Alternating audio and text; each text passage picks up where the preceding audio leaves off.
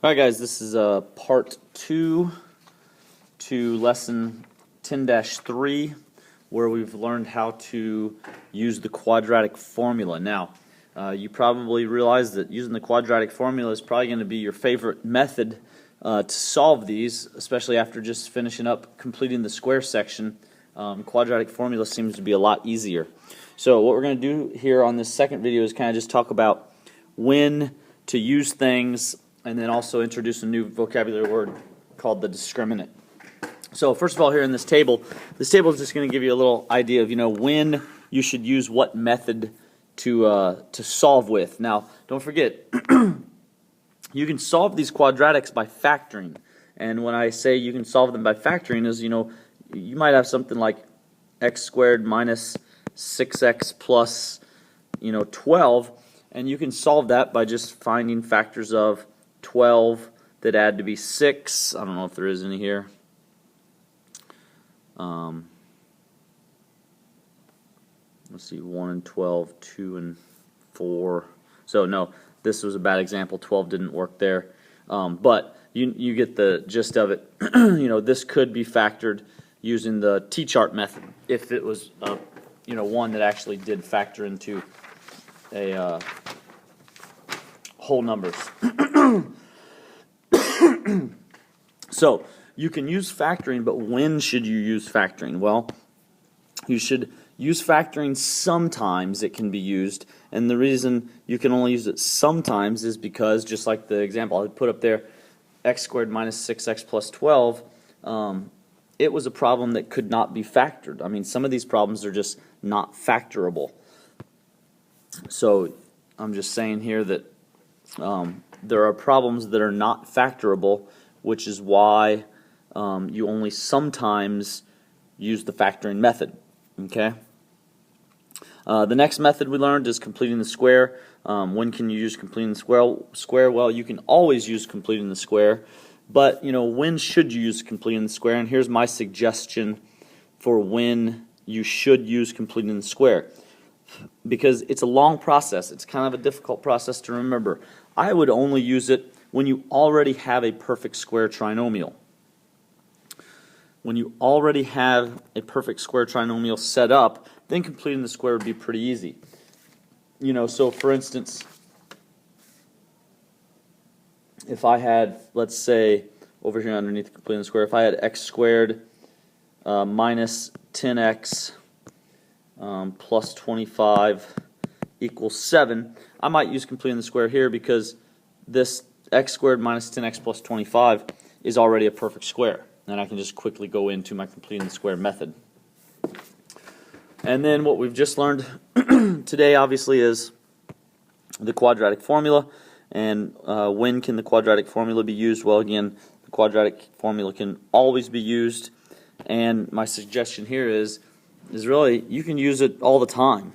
You can use it for even the easiest problems that could be factored. You could use the quadratic formula and still get the right answers. So again, that's one reason why people tend to think this is their favorite method, because it always works. You never have to remember either of the other two ways if you always use the quadratic formula. Now, that might mean that it takes you longer to do some problems, because you might have a really easy problem that would be factorable. But when you use the quadratic formula, it takes you a little bit longer, but you still get the right answer. You still get the same final answer. So anyhow, that's just my little table there, little suggestions on when to use each method, and why we do know the three methods there. All right, so the new vocabulary word here that we have is the discriminant.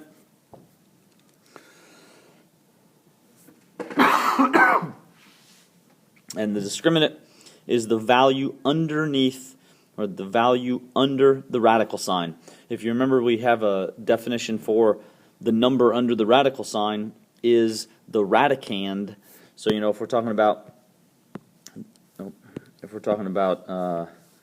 the square root of 14, 14 is considered the radicand. It's not the discriminant unless it's in the quadratic equation. The number underneath the radical sign within the quadratic equation is the discriminant. So If you remember your quadratic equation, the part that is actually the discriminant is simply the b squared minus 4ac part. Again, because we know our quadratic equation is x equals negative b plus or minus the square root of b squared minus 4ac all over 2a. Well, what is underneath the radical? This b squared minus 4ac part. So b squared minus 4ac will give us our discriminant. It will give us a number that we call the discriminant. Now, why is that important? Well, that's because the discriminant will tell us the number of solutions our problem will have. So it tells the number of solutions you should get. Okay? Based on what number is underneath the radical, in the quadratic formula, based on that number, you should know right away how many solutions you're going to get. And here's how you know that. If the number underneath the radical, if the discriminant is a negative number, you will get no solutions. We should know that because you can't take the square root of negative 6. So the square root of negative 6 gives you an error. That means the problem's done. We just have no solutions. There are no solutions to that problem. If the number underneath the radical is positive, you're going to get two solutions. Keep in mind, you have the square root of 25, you're going to have something plus or minus 5. If you have the square root of, 2, you're just going to have something plus or minus the square root of 2. So you're still going to get two solutions no matter what. And looks like I jumped ahead of myself there. If the number underneath the radical is a 0, you're going to only get one solution. And I'm going to explain here and kind of give you a little example of how this works. Let's pretend our quadratic equation ended up looking like this. We've simplified everything down, and we have x equals 8 plus or minus the square root of something divided by 2. And in my first example here, I'm going to say it's the square root of negative 6, like I was just talking about a second ago. Well, you type that in your calculator is just going to say error, and it's an error because you cannot take the square root of negative 6, so your answer is just no solution. So because that discriminant is a negative, you will get no solutions. No solutions at all to that problem. All right. Now, what happens if the number underneath the radical sign is positive, like a positive 7? Well, how do you do 8 plus or minus square root of 7 divided by 2? Well, square root of 7 doesn't simplify, so that's just your answer. Your answer is that. You will get two rounded off answers, whatever 8 plus the square root of 7 is divided by 2, and whatever 8 minus the square root of 7 is divided by 2, and those will be two rounded off answers, but bottom line is you got two answers there. You got two final answers. What happens if this number is positive, but it's also a positive perfect square number? 7 was positive, but it wasn't a perfect square, so you got two rounded off answers. How about if this number is a 16? Again, positive discriminant means two answers. Well, again, why is this two answers? Well, because now you're going to have 8 plus or minus 4 all over 2. Well, 8 plus 4 is 12. Divided by 2 is 6. 8 minus 4 is 4. Divided by 2 is 2. So there are your two answers. 6 and 2. So again, if the number underneath the radical, if the discriminant is a positive number, you'll get two answers. Now, sometimes those two answers will be whole numbers like I just showed there. Sometimes they'll be rounded off answers, but either way, two answers. And finally, what happens if that discriminant is a 0? Well, again, what is the square root of 0? Well, the square root of 0 is 0. So now I have 8 plus or minus 0 divided by 2. Well, 8 plus 0 is going to be the same as 8 minus 0. They're both going to just be 8 over 2, which means your only and final answer is just 4. So that's how you can determine how many solutions you're going to have, even really before doing the problem, right after you've done the discriminant part of it, right after you've done the b squared minus 4ac. So we're now going to do just 3 quick examples. Not going to take us long here because you're just going to do the discriminant part.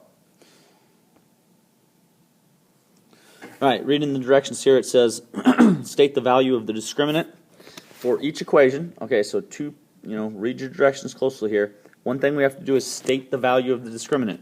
What is the discriminant? And then the next thing is then determine the number of real roots of the equation. Okay, so like always on all of our quadratic formula problems, the first thing I'm going to ask you to do is to tell me what your A, your B, and your C is. And again, this should be a quadratic equation, so this should say equals 0. The next 2 problems did have my equal sign. I had left my equal sign off of this one.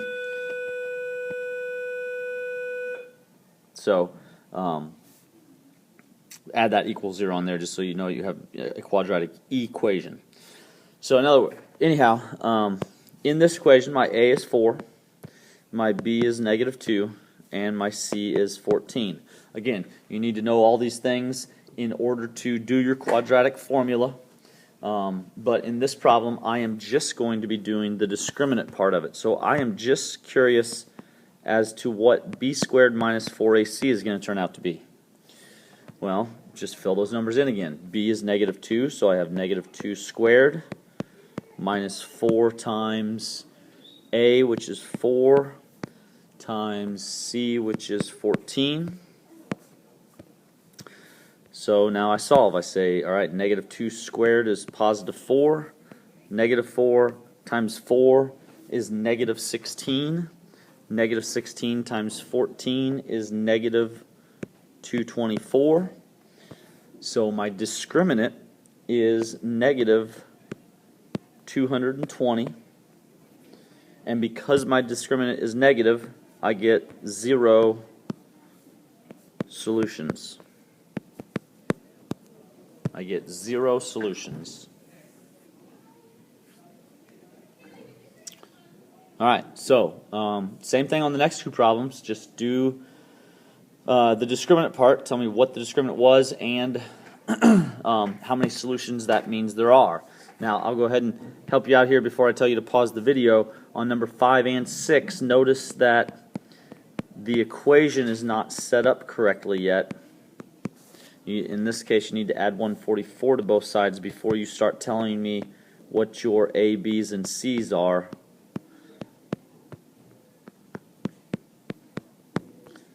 So again, this needs to equal 0 since we're solving here.